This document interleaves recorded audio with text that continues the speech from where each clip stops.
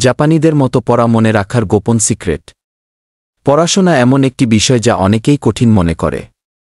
কেউ বলে আমি পড়ি কিন্তু মনে থাকে না, আবার কেউ বলে পরীক্ষার সময় সব ভুলে যাই।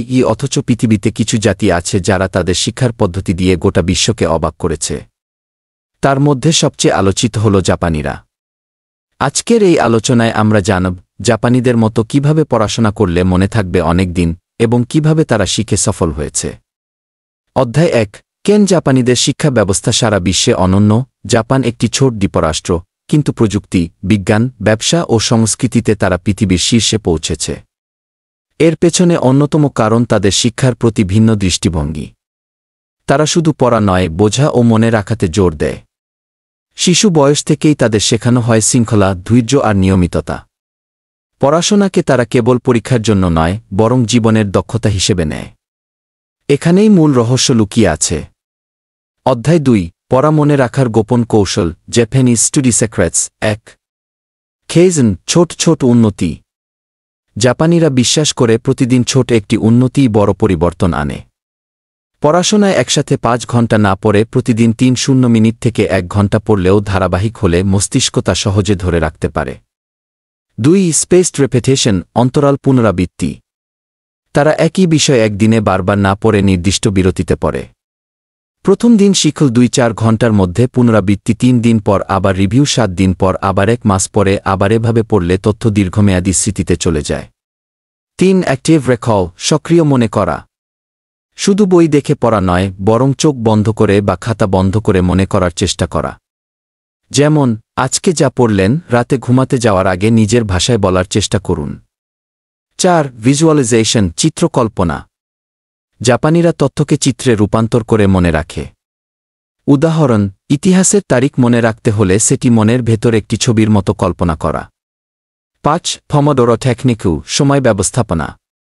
জাপানি শিক্ষার্থীরা 2-5 মিনিট পড়াশোনা করে, তারপর 5 মিনিট বিরতি নেয়।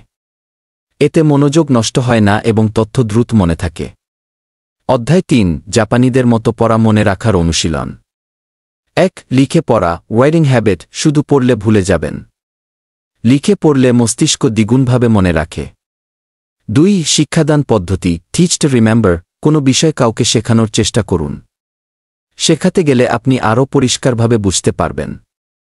3. এনভায়রনমেন্ট কন্ট্রোল, পরিবেশ নিয়ন্ত্রণ। পড়াশোনার সময় মোবাইল, টিভি বা সোশ্যাল মিডিয়া থেকে দূরে থাকুন। 4. মাইন্ডফুলনেস, মনোযোগী হওয়া। পড়ার আগে কয়েক মিনিট চোখ বন্ধ করে গভীর শ্বাস নিলে মন শান্ত হয় এবং স্মৃতিশক্তি বাড়ে। 5. শরীর ও ঘুমের যত্ন। জাপানিরা বিশ্বাস করে শরীর ভালো না থাকলে মস্তিষ্ক ভালো কাজ করবে না।